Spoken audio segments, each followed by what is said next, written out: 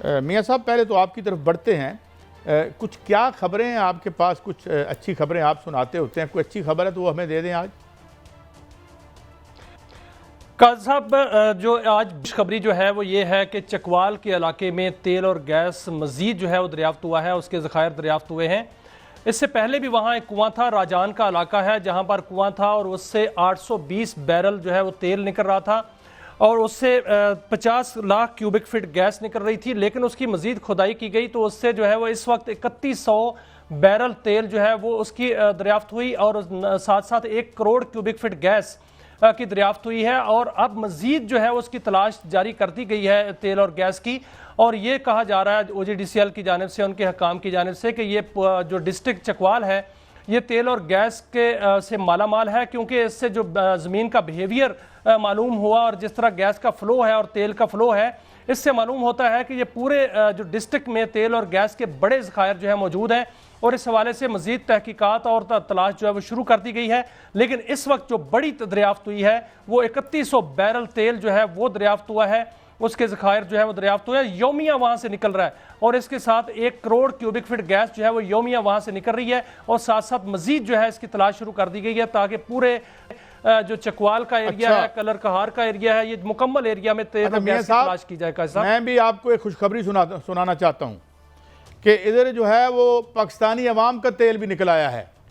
मैं गौर फरमाइएगा, ये तो बड़ी अच्छी स्टोरी है। We are very positive. चले 3100 हुआ, जितना हुआ और भी होना चाहिए। मगर एक तो ये बात है कि जो चीनी का मामला है, इसमें मुझे ये बताएं कि पहले एक्सपोर्ट कर दी गई। इस हवाले से हमारे दोस्त मोहम्मद मालिक साहब ने एक स्टोरी दी थी कि फैसले दफ्तरों में होते हैं या घर के ड्राइंग रूमों में होते हैं। पहले हमने एक्सपोर्ट कर दी, अब इंपोर्ट करेंगे। पहले हमने एक्सपोर्ट में दिहाड़ी लगाई, अब इंपोर्ट में दिहाड़ी लगाएंगे। जब हमें पता है कि इतनी हमारी ज़रूरत थी और इसकी प्राइस को हम कंट्रोल कर सकते थे। और मैं बार बार एक फिक्रा कहता हूँ, पाकिस्तान के 70-80% लोगों के पास सिर्फ एक स्वीट डिश है, और वो चाय की एक प्याली है, और उसमें 1.5 चम्मच चीनी है, और उसमें भी हम हरीस लोग झपट पड़ते हैं।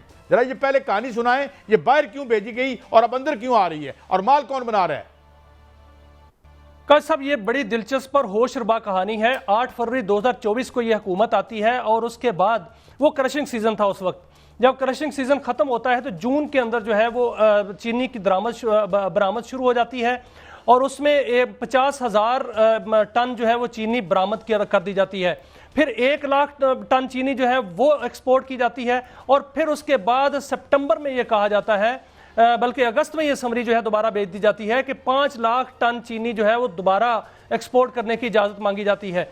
और इससे 7,57,000 एक जो टन है चीनी, उसको जो है एक्सपोर्ट कर दिया जाता है। और वहाँ पर हुकाम क्या कहते हैं? हुकाम ये कहते हैं वहाँ ब्रीफिंग देते हुए कि हमारे पास 10 लाख टन चीनी मौजूद है, और 5 माह जो रहते हैं क्रशिंग सीजन को, उसमें चीनी की जो ज़्यादा से ज़्यादा तलब है वो 10 लाख टन ही है, तो हमारे पास इससे ज़्यादा चीनी मौजूद है और सरप्लस होगी। लेकिन उस वक्त ये ऐसा नहीं होता काजी साहब, सिर्फ 3,60,000 टन चीनी उस वक्त मौजूद होती है, जो कि छुपाई जाती है, नहीं बताई जाती। तो हुकूमत जो है वो उसको एक्सपोर्ट करने की इजाज़त दे देती है। अब क्या होता है, उस वक्त आपको याद होगा डिप्टी प्राइम मिनिस्टर साहब ने कहा था कि चीनी की कीमतें 164 रुपए से नहीं बढ़ेंगी, एक्स मिल कीमतें जो है वो 159 रुपए से नहीं बढ़ेंगी। लेकिन इस वक्त जो है वो चीनी की कीमतें 190 रुपए हो चुकी हैं। और काजी साहब, मैं आपको एक खबर देता जाऊं सर अपने नाजरीन के लिए, कि सट्टा माफिया जो है वो उसने अपना काम शुरू कर दिया है। इस वक्त जो सट्टा लगा है वो अगस्त सितंबर तक का लगा है और अक्टूबर तक का लगा है। अगस्त में जो सट्टा लगा है उसमें 200 रुपये पर किलो कीमत जो है होलसेल में, जो आगे सितंबर में होगी वो 215 रुपये होलसेल में, और अक्टूबर में 250 रुपये होलसेल में होगी। यानी अक्टूबर में जो परचून की कीमत होगी, अगर इसी तरह हालात रहे तो 250 नहीं वो 250 होगी, और अगस्त में जो है वो 200 नहीं वो 225 से 250 होगी, और सितंबर में भी 250 रुपये फी किलोग्राम कीमत होगी। इस हवाले से बाकायदा तौर पर सट्टा जो है लग चुका है, खरबों रुपए इससे कमाए जाएंगे। इसको कहते हैं एडवांस बुकिंग। एडवांस बुकिंग जो है अगस्त की वो हो चुकी है 200 रुपए पर किलोग्राम होलसेल में। और आज काजी साहब जो है वो सूरत हाल ये है कि इस वक्त पाकिस्तान के अंदर जो चीनी के ज़खायर हैं वो आहिस्ता आहिस्ता कम हो रहे हैं। 5 लाख टन अब चीनी जो है इंपोर्ट की जाएगी वो अब नहीं आएगी, वो अगले महीने आएगी, और ये भी बताया जा रहा है महंगे दामों आएगी और इसकी कीमत जो है वैसे भी मजीद जो है बढ़ेगी। कैसा मियां साहब, ये तो हो गया, चलें, ये तो हर साल का खेल है और कौन पूछ सकता है इनको, बिजली वालों को, IPPs को, दे आर अनटचेबल का मजाल नहीं है किसी यहाँ के माई के लाल की, किसी इदारे की इनकी तरफ आंख उठा के देखे, ये हमारी आंखें निकाल लेंगे। मतलब मैं तो यही समझूंगा ना, क्योंकि आज तक इनको किसी ने हाथ ही नहीं लगाया। आगे बढ़ते हैं मियां साहब, यहाँ बहुत सारी वेली ब्यूरोक्रेसी बैठी है और जो है वो कोई पता नहीं लगता। अभी आज इनको एक और भी जो पक्ष दे दिए हैं, और बड़े औरंगजेब साहब तो इतने दरिया दिल आदमी हैं, जिस तरह उन्होंने असम्बली की और इनको नवाजा, इनकी तनख्वाहें, और आज उन्होंने ब्यूरोक्रेसी को भी इजाज़त दे दी कि अगर आप कोई प्राइवेट किसी वेंचर में, आपको पहले 10 लाख की थी शरह कि साल में 10 लाख रुपया और उसके ऊपर आप सरकार को जमा करवाएंगे, अब खुले खाओ। और जिस तरह आहद मलिक साहब का केस था, यहाँ पे 14 लाख इधर से ले रहे थे, बाकी वो क्या DG इसका एक और इदारे में भी थे। तो एक तो ये बताएं, ये 7 लोग, यानी इदारे भी प्राइवेट लोगों को दे दो और अब ब्यूरोक्रेसी भी उधर से लेके आते हैं पहले ही, माशाल्लाह। तो ये क्या सिलसिला? उसमें मैं एक और स्टोरी भी आपसे लूंगा। यहाँ पे एक केस नहीं हुआ था, एक इंटरव्यू हुआ था 5 टॉप के जो लोग थे फार्मास्यूटिकल के या फार्मासिस्ट थे जो, उनमें से एक साहब वो हुए, सिलेक्ट हुए, और फिर उसकी समरी वहाँ पड़ती जलील हो रही है यानी वहाँ, और अब 7 बंदे ये रख लिए जाएंगे। तो गोया फिर मेरा ताल्लुक किसी अच्छे हमसाए में से हो हुक्मरानों के, तो फिर ही नौकरी मिलती है। जरा ये भी बताइएगा मियाँ साहब, why do we need 7 bureaucrats? और क्या हम जो पब्लिक सर्विस कमीशन है इसको ताला लगा दें और यही आके बंदों को रखेंगे और निकालेंगे? मियाँ साहब, नो मेरिट। जी कायद साहब, जो आपने साइंस एंड टेक्नोलॉजी वाली बात की है उसका भी मैं पूरी कहानी आपको सुनाऊंगा। मैंने उसको डिग आउट किया है। जहां तक ब्यूरोक्रेसी की बात है तो वाकयातन कायद साहब जो पब्लिक सर्विस कमीशन है उसको ताला लगा देना चाहिए, क्योंकि जो हमारी ब्यूरोक्रेसी का हाल है, जो टेक्निकल वजारतें हैं उसमें आप देखें, वजारत खजाना है, वजारत इक़्तिसादी अमूर है, वजारत प्लानिंग है, वजारत तवानाई है, और वजारत फूड सिक्योरिटी है, वजारत पानी है।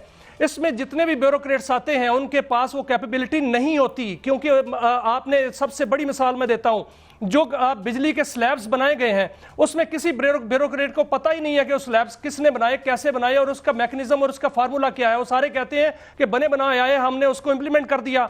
बैरून मुल्क में हमारे केसेस होते हैं वाटर से मुतल्लिक, वहां पर सेक्रेटरी साहब जो हैं वो अपने आर्गूमेंट्स नहीं दे पाते।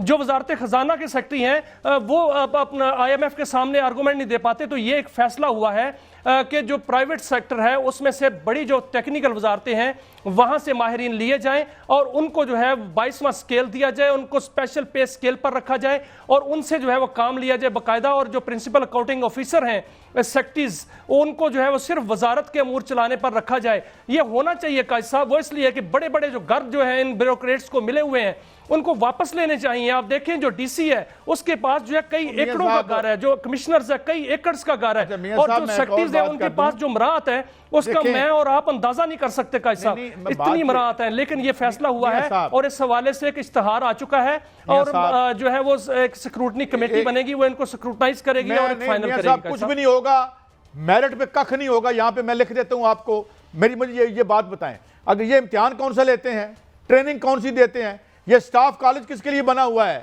बारो मैं अपने फुफीदे पुत्र को ले आऊं तो ठीक है, इसलिए प्लीज हम इनसे एक्सपेक्ट नहीं करते।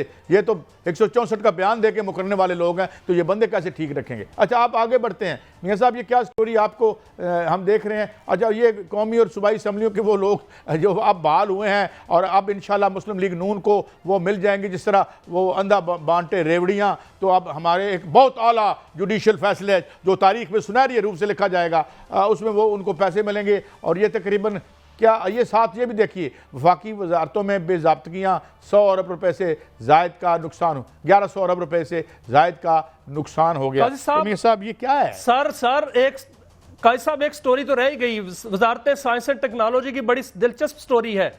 वहां पर कुछ महीने पहले एक सिलेक्शन हुई थी और वहां पर जो उन्होंने टेक्निकल एडवाइजर रखने थे साइंस एंड टेक्नोलॉजी में, उसके लिए बहुत सी दरखास्तें आई, बहुत से उम्मीदवार वहां पर आए और उनको उन्होंने पे स्केल पे, स्पेशल पे स्केल पे रखा।